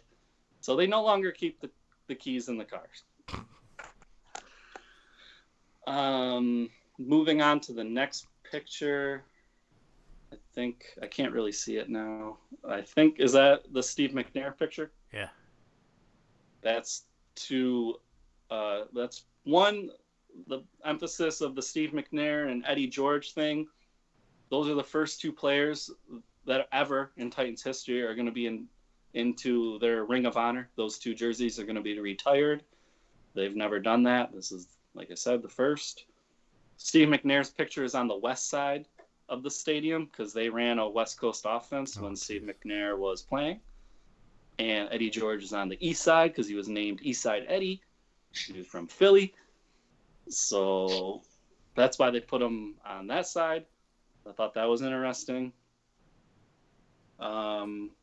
Is next the big board, right?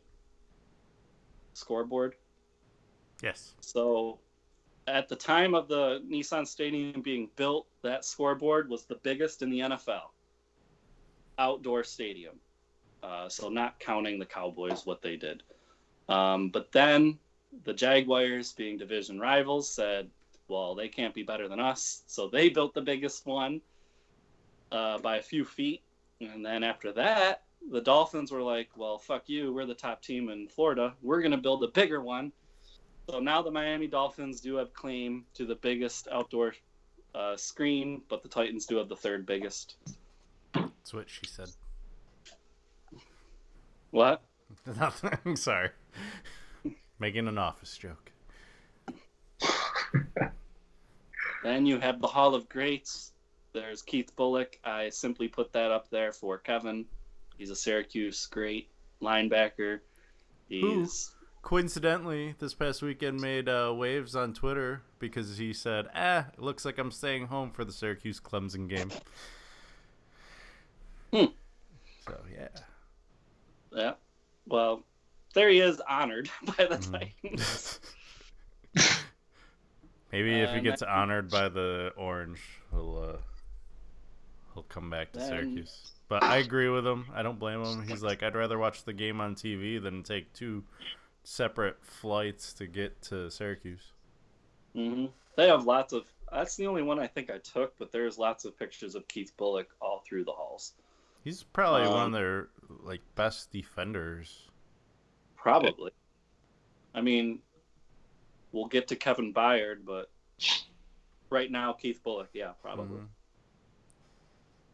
Mm-hmm. Then you have me with a picture of Adoree Jackson. I only took that because he's my favorite player on the Titans. I really don't care about anybody else. They talked a little bit about Adoree Jackson's foundation and how he gives back to a lot of anybody who has a mom or dad that's suffering through cancer treatments or cancer patients. He tries to donate his foundation money to them to help out. So it was just a little write-up on what he does for the community. They have that for 4 players they honor every year. It was Adoree Jackson, Marcus Mariota, Casey, which is a lineman, and I think, Delaney Walker was the other one. Then you have the press box. Mm-hmm. That's just a photo of... From the press box, I believe. Yeah, from the view out looking over the field, and then me sitting in there so you have an idea of what they see.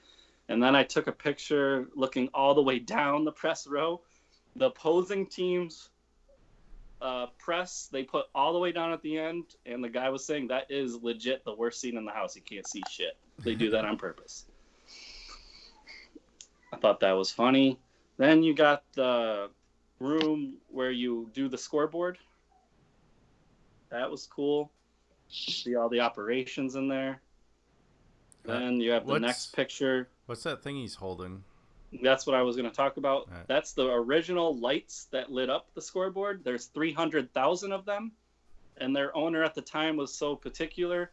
If there was one out, they sent somebody up to change the light bulbs out. Now, the next picture is they have changed to an LED light system. And they come in panels. So if they're out, they can just pull the whole panel out and just put a new one in. A lot easier. The old way was very difficult and time consuming, he was saying. By the way, the guy who gave us the tour is the head of operations for the Titans. So that was pretty cool that he does that. He just wanted to implement, they never gave tour stadiums until this year. He said that was something he wanted to do, get a little extra money for the team, so they just started. Then you have me at the press room, the box. I had some funny information about Marcus Mariota and Derrick Henry.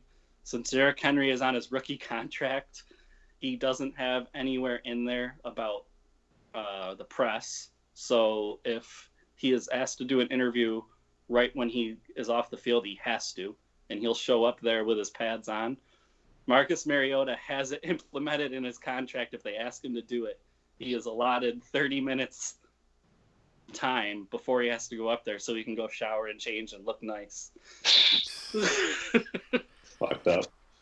So the veteran got the right idea. He knows what to do in his contract. Hopefully when Derrick Henry's out of his, he can implement that.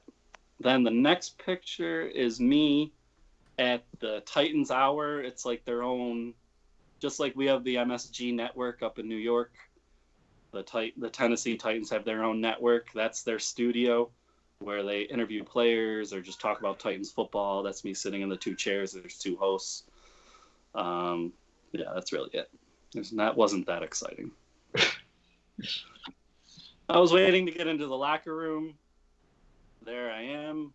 Well, there's Kevin Byard's locker room. The only interesting thing I was going to say about Kevin Byard is I did tell Stephanie he was a good player. What I didn't know is he's the highest paid safety in the whole NFL. And their locker room, since they train actually at the Tennessee Volunteers Stadium in the offseason, is considered a dead locker room. So that really is their equipment, their jerseys, their helmets there in their locker room.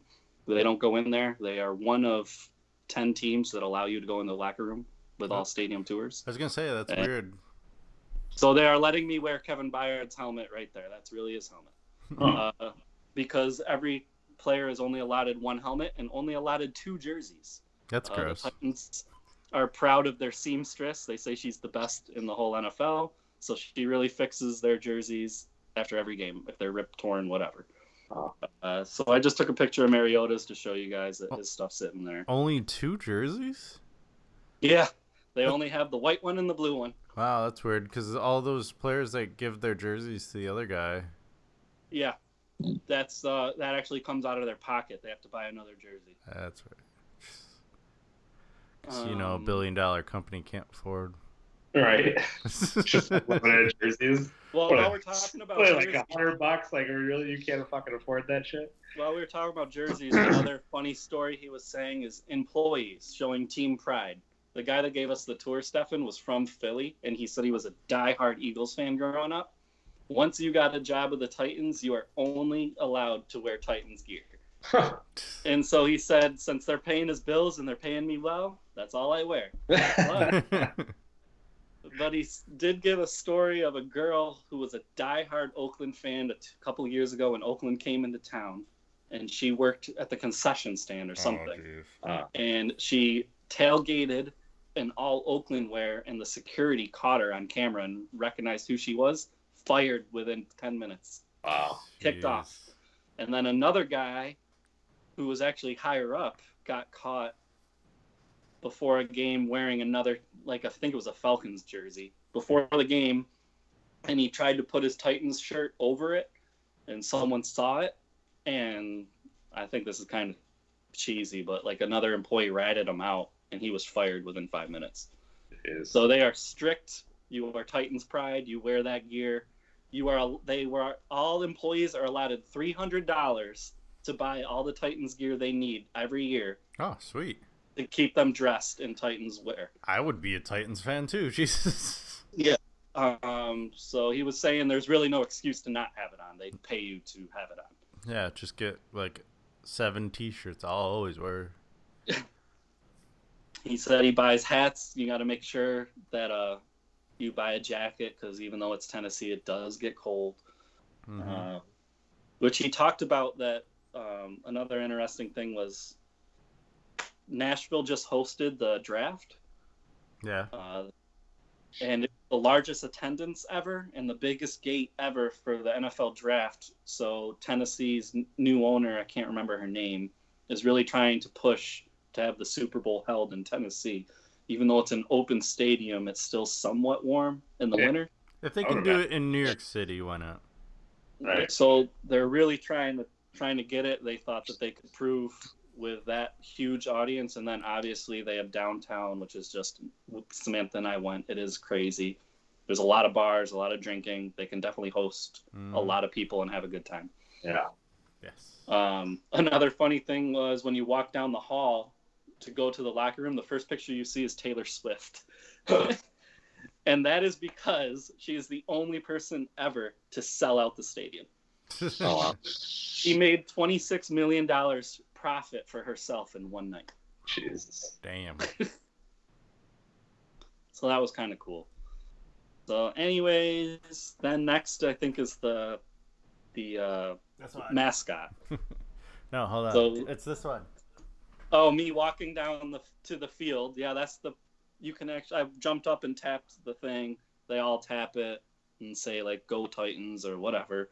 That's me walking down the path to go to the field. I think I have a picture of the field. We weren't allowed to go on the field. Normally you are. They were fertilizing it. So all that white stuff, it looks like dirt, is actually just fertilizer. They're getting ready for the game in 2 weeks because they just played Cleveland, so they weren't even home. But for next week. Also, in the locker room, all the name tags, even Marcus Mariota's, were all rip-off tape, because the guy that does it, is the head of operations, is not given the official roster until Saturday, where he actually makes their nameplates and tags them all on. Even Marcus Mariota, even all our veterans, no matter who they are, they still aren't official until I'm told they're official. Right. Yeah, so the mascot, T-Rack, that's the very first vehicle, the very first thing to ever touch the Titans field. It is no longer used, that little raccoon mobile. Oh. So I just took a picture because that's the first thing that they ever allowed on the field. Why don't they have like a Titan for their mascot? Because oh, they tried that. They got a professional bodybuilder, and they put them all in like a Titan uniform and sent them out into the public to see how the public reacted. Kids were scared of them. Women loved them. Yeah. And the men of those women hated them because their women loved them. So they trashed that mascot. And they decided, what else can we do? The owner goes, well, what's the state animal? The people said a raccoon. He goes, let's go with it. Tennessee raccoon. There you go, T-Rack. It's the name of their mascot. I thought I was like some kind of like rapper that I didn't know. So there you have his little. I was like, who is this guy that plays the Nissan Stadium so much he gets his own like mirror at the stadium? He has a huge dressing room and locker room. He actually has his own assistants and everything. He has that mirror, and then I show you his closet with all his outfits. He has tons of stuff he can wear for every game day. That was pretty interesting. They have the Titan sword, though. They call it the 12th sword because I'm sure you know, Kevin, the 12th man was taken by Texas A&M. And then Seattle tried to steal it, and that was a huge deal. Texas A&M actually sued Seattle, but Texas A&M head of the school and Seattle's owner met. They're two billionaires. They shook hands. They duked it out. They hashed it out. Seattle's allowed to use that now, but Texas A&M made it known that no one else is. So Tennessee came up with their own thing. They got a sword that they pass around. And that was my tour. I think that's about all the information I have on Tennessee. Very well done. It's good to know. Thanks. Because they're going to be in the playoffs this year. So The guide was really good. There was a guy that tipped him like $100 at the end. Wow. And he said he had been to 20 of the 32 stadiums, and that guy was the most charismatic. Right. And he enjoyed the tour, and he enjoyed his side stories. He goes, normally they just take you through and like, here's this, here's this, here's this. Yeah. Have a good day. That tour was actually 2 hours long. Most of them are only like an hour, the other guy was saying. yeah, like So I'm happy I spent my money on that tour, even though it wasn't a lot. It was only $15. yeah, it was always interesting as a tour guide hearing like stories about other tours. Like you gotta make it fun because you gotta make it for both the nerds and the regular people being dragged. I think, too. Like the stories about those people being fired, and the stories about, he told me about Taylor Swift. I didn't know that, Yeah, you gotta add those. He had little side stories, little nuggets, make it seem like you've been there a while. He did quiz me on the Titans miracle, and I didn't know it. I probably should have. I'm sure Gary and Sean know it. A Music City Miracle? 99. Yeah. What do you quiz you? What do you ask you? What was it? Who caught the pass? And who threw Frank the pass? Wycheck. Yeah. It was Wycheck, and Dyson caught it. Caught it, yeah. I was going to say, Frank Wycheck, I thought threw it, yeah. Yeah. Yeah, I wouldn't have known who caught it, but I did know Frank Wycheck was involved. Yeah. Yeah, I'm sure Gary might have known that. I'm sure. There was only 2 people that knew it out of a group of like 20. Right. But there was a lot of because BYU was in town, there was I shouldn't say a shitload because there's only 20 of us, but probably half of us were BYU fans. Oh, wow. They were all in like their BYU uniform, like not uniforms, but like nice button-up shirts that had BYU on them. Right. Well, they also have to recruit too for their Mormonism. He was also talking about Bud Adams being the original owner of the Tennessee Titans, and how Bud Adams isn't in the Hall of Fame, which is a travesty because he is the person who started the AFL. Because at the time there was an NFL, and a guy came up to Bud Adams who had a lot of money and was like, "Hey, I think we should start our own league." And Bud Adams was like, "You know what? You're right. I got enough money. Well, let's combat the NFL." So he started the AFL. And then finally, they joined forces after the AFL was actually successful and competitive with the NFL. But even so, Bud Adams, he was saying, always stood strong on his own ideas. So the rest of the owners all hated him. And even though he's since been gone, they still hold this grudge, and he's not in the Hall of Fame, but he did a lot for football. I thought that was interesting. I didn't really know much about their ownership. Back when I know they're one of the few few teams that have a female owner right now. And she pays for all medical bills for her players. She's the only owner that does that. I feel like they should all do that. It's your fucking team. She also had a fan try to jump off the stadium to catch a shirt that they shot into the crowd, and he fell and he cracked his arm and his collarbone, and she paid for everything for him. Yeah. But they do no longer shoot shirts into the crowd, and they have netting all around now to prevent that from ever happening again. That was like that. What was it, a Bills fan or something? Tried sliding down the railing or something, and he fucking fell from the second or the third story up down to the second story or some shit like that. Yeah. And CBS got it live. Yeah. They had Derrick Henry's jersey and all his stuff in. They only had Mariota, Byard, and Derrick Henry's jerseys in their locker room. Should have stole Derrick Henry's for me. I almost was going to take a picture just because I know you. I did take a picture of Adam Humphries' locker room just because he's from Clemson.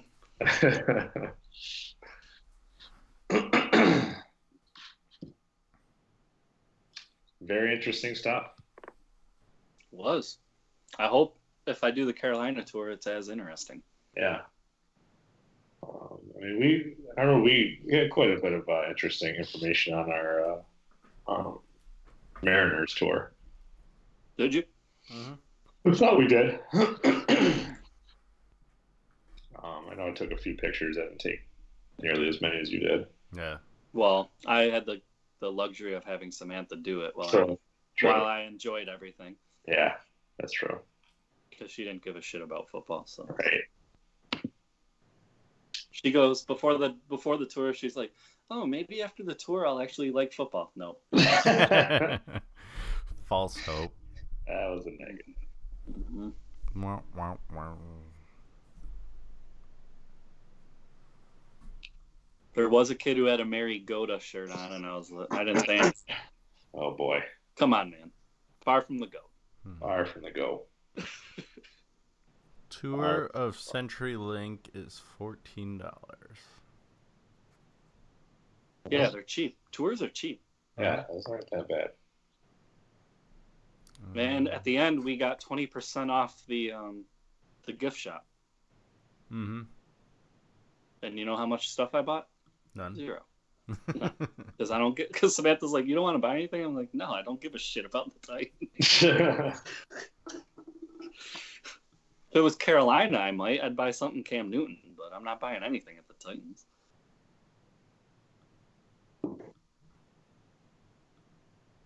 Now I'm going down a bad wormhole. So let's bring it back. Let's bring it back. Let's talk UFC. UFC. I didn't watch it, so it's all you, Cory. You didn't watch it? I was in a birthing class. I remember it was like early in the morning. Yeah, it was it started at 11. It was like 4. It was like in the afternoon. For you? Oh, that's true. It started at 11, and I didn't feel like researching how to watch it illegally. I only watched the last 2 fights, I guess you would say. Yeah, well, someday this will get pulled up, but for now, go ahead and talk. I watched Nurmagomedov dominate Dustin Poirier. He got him to the ground in the first round easily, then just grounded and pounded him. Boring round, typical Khabib. And then in the second round, it was a little more interesting because Khabib shot and he missed. And then they had a little bit of stand-up and Dustin hit him with a good right and wobbled him. I was like, oh, shit. But he didn't fall down. He recovered like within 5 seconds because he probably is in unbelievable shape, so he was able to do that. And then he took Dustin to the ground by the end of the round and grounded and pounded him. And then in the third round, he did the same. He got him to the ground quickly. He was grounding and pounding. Dustin tried to do a reversal and get out of it, and the reversal put him in a worse spot. And then Khabib choked him out. That was it. It was a systematic breakdown as usual from Khabib, and I don't think there's anyone out there that can beat him, except I would love to see GSP come back and take him out. Is GSP not done yet? He says he's done unless there's a legacy fight. And what other legacy fight is there than someone that's 28-0? What you really think GSP has a chance? No. Yeah. Shoot, Kevin. Kevin said no? No. Why not? Because it's Khabib. He's a lot bigger than him. Yeah, but it's Khabib's Khabib. going to dominate a bigger man? He's old, and he didn't look that good against Bisping. The only reason why he beat Bisping because he was old too. Nurmagomedov was wrestling bears as a kid. Like, come on. GSP's ground game's pretty good. Bears. So why do we want to see the Conor rematch then? I don't. I don't either. No one does. I want to see it. Well, You want to see Nate? Nate versus Khabib? I'll do that. Yeah, why not? If Nate gets through George? Yeah. I'm for it. If Nate gets through Masvidal, I guess I'd see it, but I think that's going to be the same old, same old. Nate's going to try to keep it stand up, and he's going to get dominated on the floor.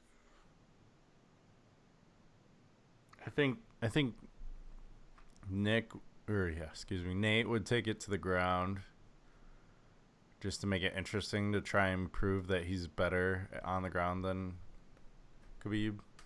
That's going to be a mistake. If he does that. Yeah. He's long. I mean, that makes him a little bit awkward, but I'm sure Khabib's trained with someone that's a little awkward. Yeah. So anyways, the other one I saw was Barboza and Felder, which was okay. They were throwing a lot of shots, which made it interesting. And Barboza was favored, which made it interesting that Felder got the decision. But not really a lot to say because I didn't know those guys that well going in, and neither one really impressed me. So they aren't going to beat Khabib. Let's go that way. Neither one of them. I mean, I don't think we were really shocked that Curtis Blades won by knockout. Well, you and I weren't, right? Well, all of us picked knockouts for Curtis Blades. Oh, okay. Just pick different rounds. Yeah, we were the only ones that went with the second. I knew Blades wasn't going to finish him in the first. He just never seems to look too impressive.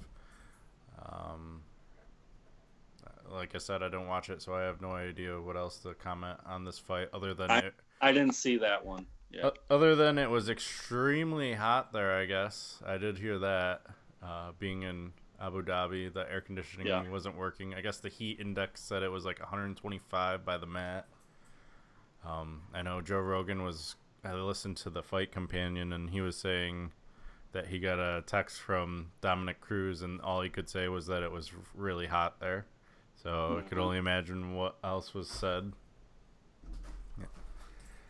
The first fight was interesting because I don't know how you pronounce his name. I don't know either of these guys, but Taisimov was a heavy favorite. So if you bet on Ferreira, you made some money. Yeah.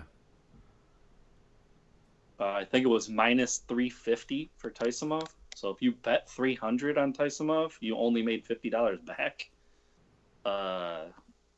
Meaning Ferreira, you were making good money if you put money down. Sorry, I'm sidetracked by a little NFL news. Breaking. Demarius Thomas is now in New York That's Jets. breaking. That happened like a couple hours ago. What happened? I didn't know. Jets acquired Demarius Thomas. Who? Yeah. What'd you say? The Jets got Demarius Thomas from the Patriots. Who they were putting on like their practice squad anyways. Like they weren't even like, especially now that they got Antonio Brown, they definitely don't need him. Also, Odell Beckham plans on continuing wearing his $190,000 watch during games. I've heard a lot of different reports. Some people saying it's $350,000. Some people saying $250,000. Now I'm seeing $190,000. Does it matter? Doesn't matter. It's expensive. And he says says plastic. He says not even like metal. So like, who the fuck's buying a $190,000 plastic watch first off? If ain't one thing, it's another. Just me and Odell, I guess. You and Odell. Them and Jordans. Next UFC is in Melbourne. Melbourne. Whitaker versus Stylebender, Adesanya. Well, if you don't take Stylebender by decision, you're a moron. Uh-oh. That's all he does. Spoiler. Jesus. Yeah, I might take Whitaker just to be different. What do we got to lose? I'm in last place. Swing for the fences. You have nothing. You have nothing to lose. Yeah, you're pretty much just trying to catch me at this point. Yep. You three are playing each other at this point. Ben's kind of separating himself, too. I'm probably not going to catch Ben.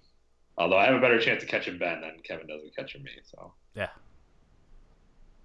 with the way I've been. What picking. are the scores? I can't see. I see Kevin and my score. You have 89. I have 36. Yeah. So first and last.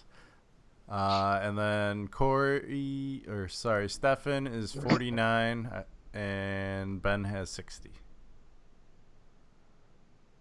So Ben would have to average 10 points. You do for the still next- have to compete, basically. You have He would to put need. points He on would the have to average 10 points for the next 3 events, and I would have to not even put up a score for him to win. It's possible. Or he could get like a 16, a 16. You get like a 1 and a 1. I mean, this to his isn't- credit, he's been doing better, but I'm just not that far off of him every time. Well, you're also still putting up 16, 9, 10. Yeah. Looking at next fights, besides Whitaker, Adesanya, this isn't a bad card. The one fight I don't really know anyone, Luke Jumeo versus Diego Lima. And then I know Diego Lima. Who's the other dude? some New Zealander. And then you got Taya Tuivasa versus some Sweden new guy. Spivak. Yeah. You got Eli Aquinta versus Dan Hooker, and then Holly Holm versus Raquel Pennington. I've seen Pennington fight before. Yeah. So not too bad. We'll have those I think, picks. didn't Pennington just fight on a free ESPN card? Oh, that sounds right. Probably I why. think she did. I think that's why I saw her. Do a quick fact check before we go to book it. She just fought, July 20th. So That's what I thought. All right. I just saw her. Mhm. She's not going to be Holly Holm, by the way. nah, she lost to Durandamy and Nunes already. Nunes, Yeah. excuse me. They're just giving Holly Holm a fight to get back on track. Yeah, either that or just a win to go. Yeah. And then go retire because she's getting up there in age. That Whitaker Adesanya fight is interesting, but Adesanya always pulls off these decisions. Yeah.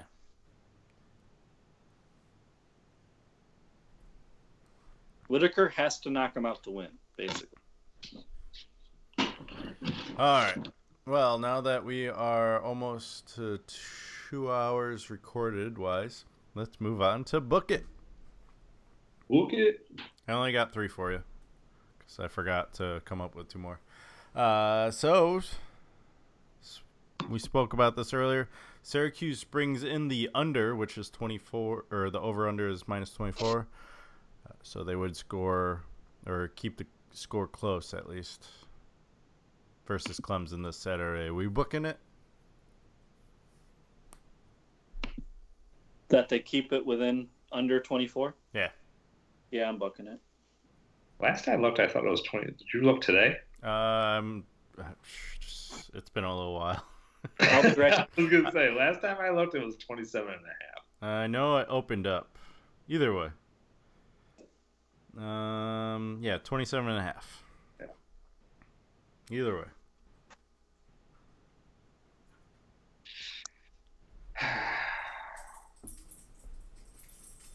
I will say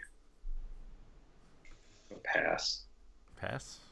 Think it's gonna be a rout in the dome? I think for some reason Dino Babers just has Dabo's number, and I think it's gonna be close. I don't think it's gonna be 27 and a half, that's for sure. So this made this decision really easy. I'm booking it. I don't know.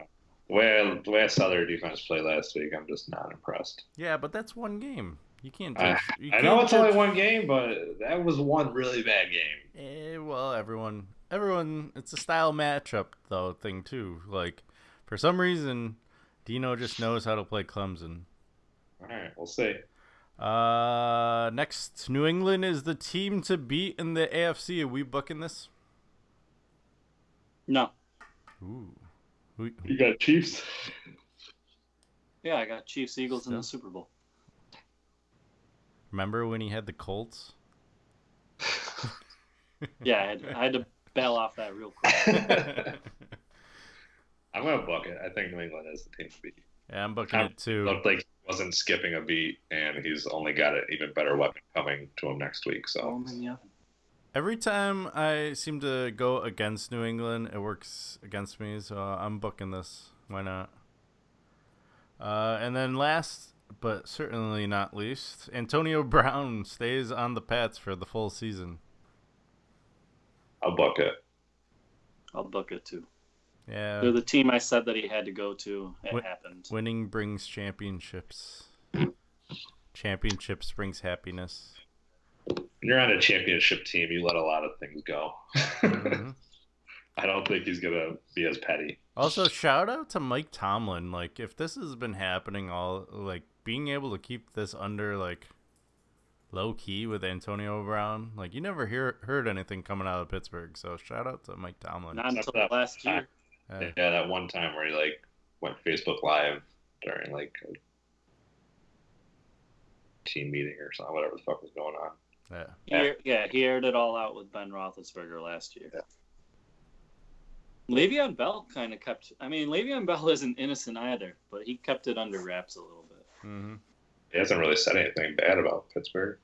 No, I mean he more was mad at his teammates, but. Right. All right, let's hear this. Yikes! Yikes is back. Yikes! Number one. It's kind of easy. The Dolphins letting someone score over 60 points is really bad, really pathetic. Their defense didn't even look like they were trying. I don't even think anyone of us can name their top 3 receivers. Go. Nope, didn't think so. Okay. Wasn't ready for the trick questions. They have no talent. They are horrible. Probably won't be long before you see Josh Rosen, and he'll be horrible because he has nothing to throw to and no running back to hand it off to. Sorry, Kalen Ballage, you suck. You're right there with Trubisky, who is number 2. Yikes. Trubisky sucks again.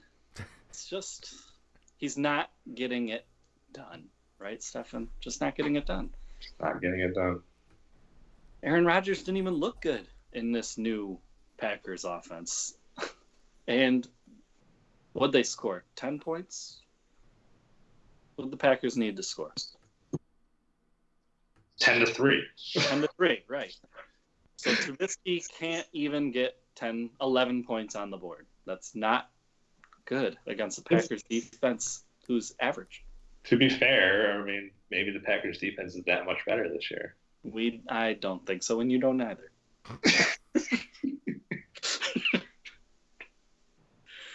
Number 3, Ryan. What are you doing? You putting up 72 points? Really? That's it? That's all you got? Lamar All you Jackson got. on the bench. Now your chance of being the 8th best point totals probably down the drain. You're going to have to do a winning record. And you're in a division that I thought you might be able to do that, but now Dan's putting up 160s. And he was supposed to go 0-13. So I think you're in trouble, man. Get it together. Maybe play Lamar Jackson next week. Just You know what's crazy? I think out of those 2 players on his bench, they just Yeah, he could have at least competed. Jesus. Yeah. I would have like doubled his score. sorry, Ryan. You had to. Number 4, sticking on this NFL theme all through. My number 4 yikes is, we talked about him before. I knew we were going to, but that still needs to be said because everyone was on their train. The Browns. They played the Titans, who were projected 500 team, and you only put up 13 points, and Baker Mayfield did not play well. And Odell Beckham, how do you do, Stefan, for you? What do you get you? 7 points? Like 7, yeah. Yeah, so he was average.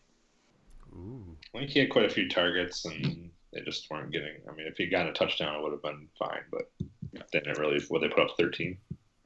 You got rid of Carlos Hyde a while ago. You were all in on Nick Chubb. How'd that play out for you guys, Browns? And then Carlos Hyde on 10 carries gets 85 yards for the Texans. But that's neither here nor there. I'm just a Carlos Hyde fan. Just probably would have. Go ahead, Chiefs. Go ahead. Browns, let him go. Let the man go. Probably Let him would have gotten ball like out for 12 somebody yards else. on the Browns, right? What? He probably would have gotten like 12 yards with the Browns. Apparently, because the Browns apparently suck. I don't really know what to say. Number 5 is... I forgot my number 5, but it was decent. I'm gonna go with, just because I've been rattling Stefan all week, I'm gonna go with Eagles not doing well in the first half of their game. The goddamn. What about the Jets? Carson Wentz supposed to be a stud when healthy. He just took a while to warm up, didn't he? He's good to go now. Maybe next week I'll see the real Carson Wentz. Please stand up. To be fair, I think going back to last year, they're awful in the first quarter. So they're pretty much continuing that and probably extending it to the second quarter now too. So Also, Peterson, punt the damn ball. no, don't punt it. Or kick it, at least. Get a field goal. Pick what running back you want to use. Kickers' lives matter. They have too many good running backs. Terrence Sproles isn't good at 45 years old. Yes, he is. Dude still was beasting it out there. It's because no one can see him. It's not fair. Exactly. He was averaging like 11 yards on punt returns. Like, he was just killing it. Let him do his thing. He's only got like 1 year left. Just let him do his thing. Yeah, we said that 2 years ago. This is probably just real. Like 1 to 3 years left. Oh, okay. All right, that's my yikes. That's it. It's a wrap. Wrap.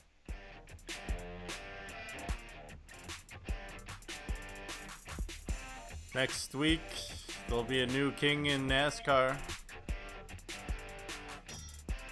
Just saying. Well then.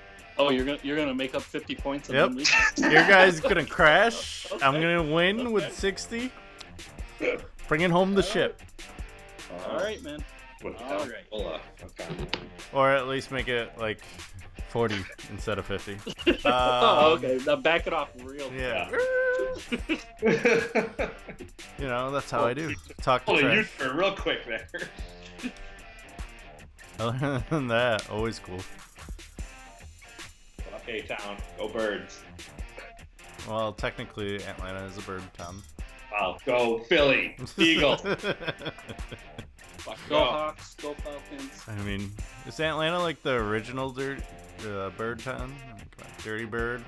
Dirty Birds. Oh, they're the Dirty Birds, yeah. I mean, they won the Super Bowl before, so I think they have claim over it.